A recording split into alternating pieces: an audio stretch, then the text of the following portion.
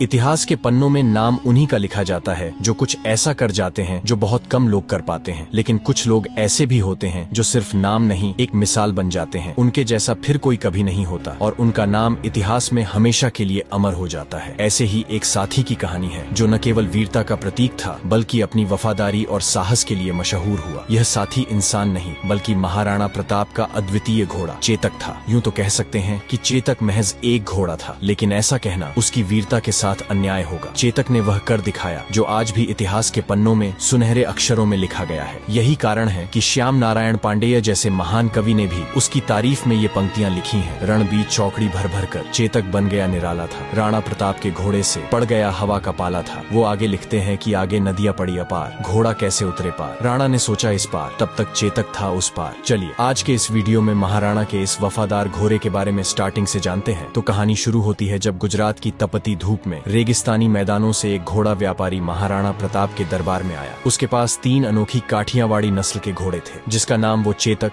त्राटक और अटक बोलता था। व्यापारी ने अपने तीनों घोड़ों पर गर्व करते हुए कहा, महाराज ये घोड़े अद्वितीय हैं, वफादारी और ताकत में सबसे ऊपर। आपके जैसे वीर राजा के लिए ये अनमोल साथी बन सकते हैं। महाराणा प्रताप ने शांत होकर कहा, ये तो मैं मानूंगा ही नहीं जब तक खुद न देख लूं। दिखाओ ये घोड़े वफादार और बहादुर कैसे हैं। व्यापारी ने मुस्कुराते हुए अटक को चुना, उसके पैरों को मोटी रस्सियों से बांध दिया ताकि वह हिल भी न सके और कुछ दूर जाकर एक अजीब तेज आवाज निकाली। आवाज सुनते ही अटक की आंखों में ज्वाला जल उठी। उसे ऐसा लगा जैसे उसका मालिक संकट में हो। वह अपने मालिक की आवाज सुनकर जैसे पागल हो गया था। उसने पूरी ताकत से रस्सियां तोड़ने की कोशिश की, मगर रस्सियां टूटने के बजाय उसके पैर ही शरीर से अलग हो गए और खून बहने लगा। पर अटक अपने स्वामी तक पहुंचने का प्रयास करता रहा, तब तक जब तक उसकी आंखें हमेशा के लिए बंद नहीं हो गईं। महाराणा प्रताप इस दृश्य को देख स्तब्ध रह गए। उन्होंने अपने जीवन में ऐसा अद्वितीय साहस और वफादार घोड़ा कभी नहीं देखा था। इस अविश्वसनीय दृश्य के बाद महाराणा प्रताप ने तुरंत व्यापारी से चेतक और त्राटक दोनों घोड़ों को खरीद लिया। तभी दरबार में खड़े महाराणा के छोटे सौतेले भाई शक्ति सिंह की भी नजरें उन घोड़ों पर टिकी थीं। उनके मन में भी एक वफादार घोड़े रखने की इच्छा थी। महाराणा प्रताप अपने छोटे भाई की इच्छा समझते हुए चेतक को अपने पास रख लिया और त्राटक को उपहार स्वरूप शक्ति सिंह को दे दिया। धीरे धीरे चेतक महाराणा प्रताप का सबसे प्रिय साथी बन गया था। किसी ने ठीक ही कहा है कि अगर आप शेर के साथ रहोगे तो आप भी शेर की तरह बहादुर और शक्तिशाली बन जाओगे। चेतक भी महाराणा प्रताप के साथ रहकर धीरे धीरे उन्हीं की तरह शक्तिमान, तेज और महाबली बन गया था। वह महाराणा को पहाड़ों और घने जंगलों में इस तरह ले जाता मानो हवा से बात कर रहा हो। उसकी चाल में इतनी तेजी थी कि दुश्मन उसे पकड़ ही नहीं पाते। महाराणा भी चेतक को अपने पुत्र के समान मानने लगे और चेतक भी महाराणा के प्रति अटूट निष्ठा और प्रेम दिखाने लगा। धीरे धीरे समय तेजी से बीतने लगा और फिर आया हल्दी घाटी का युद्ध, जहां पर मुगल सेना लगभग 1 लाख सैनिकों की विशाल ताकत के साथ युद्ध के मैदान में उतरी थी। इसके मुकाबले में महाराणा प्रताप की सेना मात्र 20,000 सैनिकों की थी। इस विशाल संख्या के अलावा मुगल सेना के पास कई शक्तिशाली हाथी भी थे जो युद्ध में तबाही मचाने के लिए जाने जाते थे, लेकिन मेवाड़ की सेना के पास हाथियों की संख्या बहुत कम थी। ऐसे में महाराणा को अपने योद्धाओं और खासकर अपने घोड़ों पर ही पूरा भरोसा था। इस युद्ध में महाराणा प्रताप ने चेतक के माथे पर हाथी की नकली सूंड बांध दी थी ताकि वह युद्ध में मुगल सेना के हाथियों को धोखा दे सके। मुगल हाथी चेतक को देखकर उसे अपने बच्चे जैसा समझते थे और उस पर हमला नहीं करते थे। यह महाराणा की युद्ध रणनीति का एक महत्वपूर्ण हिस्सा था, लेकिन कुछ इतिहासकार यह भी कहते हैं कि मुगल सैनिकों को यह भ्रम होता था कि सामने से कोई हाथी धीरे धीरे उनकी ओर आ रहा है, लेकिन यह उनकी सबसे बड़ी भूल साबित होती थी। जैसे ही वे चेतक को हाथी समझकर धीमे होने की उम्मीद करते, चेतक बिजली की रफ्तार से हवा में दौड़ता हुआ मुगलों के बीच पहुंच जाता। उसकी गति इतनी तेज थी कि वह एक पल में ही युद्ध के एक छोर से दूसरे छोर तक पहुंच जाता और मुगलों को चकमा देते हुए उन्हें धूल चटा देता। इसी युद्ध ने चेतक को इतिहास के सुनहरे पन्नों में महान घोषित कर दिया, क्योंकि इस युद्ध में चेतक और महाराणा का साथ ऐसा था मानो दोनों एक दूसरे के विचारों को बिना कहे समझ लेते हों। चेतक न केवल महाराणा के इशारों को पढ़ लेता बल्कि उनकी सुरक्षा के लिए अपनी रणनीति खुद तैयार कर लेता था। इस युद्ध के मैदान में महाराणा ने अगला कदम सोचा भी नहीं होता, चेतक पहले ही उसका अंदाजा लगाकर उसे पूरा करने के लिए तैयार रहता था। चेतक की ताकत और सहन शक्ति की अंदाजा आप इससे लगा सकते हो कि वह महाराणा प्रताप के साथ 81 किलो का भाला, 72 किलो का छाती का कवच, 25-25 किलो की 2 तलवारें घोड़े और खुद महाराणा का 110 किलो का वजन लेकर युद्ध भूमि में ऐसे दौड़ता मानो हवा को भी मात दे रहा हो। उसकी गति इतनी तेज थी कि दुश्मन उसकी चाल को पकड़ ही नहीं पाते थे। एक पल में वह एक ओर होता और अगले ही पल दुश्मनों के घेरे को चीरता हुआ दूसरी ओर पहुंच जाता। इस युद्ध में मानो चेतक आग उगल रहा था। तभी महाराणा प्रताप ने उसकी लगाम खींचते हुए कहा, चेतक, आज हमें उस मान सिंह तक पहुंचना है। मैं यहाँ बता दूं कि मान सिंह इस युद्ध में मुगलों के सेनापति था। वह भी एक राजपूत था जिसके बुआ या आमेर के सहजादी हरकाबाई से अकबर ने शादी कर लिया था। चेतक ने महाराणा के शब्दों का मानो कोई उत्तर न दिया, बस एक झटका लिया और हवा से बातें करने लगा। अपने माथे पर बंधी नकली हाथी की सूंड के कारण मुगल सेना पहले ही भ्रम में थी। कोई समझ ही नहीं पा रहा था कि ये हाथी इतनी गति से कैसे आगे बढ़ सकता है। जैसे ही चेतक ने मुगल सेना की कतारों को भेदते हुए महाराणा को मानसिंह के करीब ला खड़ा किया, वह अपने पिछले पैरों पर खड़ा हो गया और अपने अगले दोनों पैरों को मानसिंह के हाथी के सिर पर टिका दिया। मानो चेतक के भीतर भी वही ज्वाला जल रही थी जो महाराणा की आंखों में थी। महाराणा प्रताप ने पूरी ताकत से अपनी भाला उठाई और मानसिंह की ओर निशाना साधा, लेकिन ठीक उसी क्षण मानसिंह हाथी के हौदे में छिपकर बच निकला, लेकिन उसका महावत मारा गया। फिर चेतक ने जैसे ही अपने पैर जमीन पर रखने की कोशिश किया, तभी मानसिंह के हाथी की सूंड में बंधी तलवार से चेतक का एक पैर गंभीर रूप से कट गया। इसका फायदा उठाकर मुगलों ने महाराणा को चारों ओर से घेरने का प्रयास शुरू कर दिया। महाराणा भी युद्ध में लड़ते लड़ते अब बुरी तरह से घायल हो चुके थे और उनकी स्थिति गंभीर हो रही थी। इस नाजुक समय में झाला मन्ना, जो महाराणा प्रताप से काफी मिलते जुलते थे और लगभग उनकी जैसी कदकाठी रखते थे, तुरंत महाराणा के पास आए। उन्होंने कहा, महाराणा, आप इस युद्ध को छोड़कर चले जाएं, क्योंकि युद्ध तभी जीते जा सकते हैं जब राजा जीवित रहें। मेवाड़ को आपकी जरूरत है। आपका जीवित रहना अत्यंत आवश्यक है। महाराणा प्रताप पहले तो जाने में संकोच कर रहे थे, लेकिन चेतक की हालत देखकर उन्होंने अपना मुकुट और सिर से राज चिन्ह उतारकर झाला मन्ना को सौंप दिया। इसके बाद वे घायल चेतक पर चढ़कर रणभूमि से जंगल की ओर चल पड़े। इधर रणभूमि में मुगलों को भ्रम हो गया और उन्होंने झाला मन्ना को ही महाराणा समझकर उन पर हमला कर दिया। झाला मन्ना ने अद्वितीय साहस का परिचय देते हुए मुगलों का सामना किया और अपने प्राणों की आहुति देकर अंतिम क्षणों तक मुगलों को रोके रखा, ताकि महाराणा प्रताप सुरक्षित रह सकें और मेवाड़ की लड़ाई जारी रह सके। इधर चेतक अपने घायल पैरों के साथ महाराणा को मुगलों से दूर ले जाने के लिए पूरी ताकत से भाग रहा था। वह अपने घाव के दर्द से कराह रहा था, लेकिन उसकी गति में मानो कोई कमी नहीं थी। ऐसा लग रहा था जैसे वह अपने स्वामी को सुरक्षित रखने की जिद में हवा से बातें कर रहा हो। पीछे मुगलों का कुछ दल लगातार पीछा कर रही थी। तभी एक मुगल सैनिक ने चेतक के घायल पैर पर एक भला फेंका, जिससे चेतक की चोट और भी गंभीर हो गई। इसके बावजूद चेतक ने महाराणा को छोड़ने का नाम नहीं लिया और अपने अंतिम बल के साथ दौड़ता रहा। रास्ते में अचानक एक 26 फीट गहरा नाला आ गया। महाराणा के मन में एक पल को लगा कि अब शायद बचना मुश्किल है। यहीं पर श्याम नारायण पांडेय जी ये लाइन लिखते हैं कि आगे नदियां पड़ी अपार, घोड़ा कैसे उतरे पार, राणा ने सोचा इस पार, तब तक चेतक था उस पार।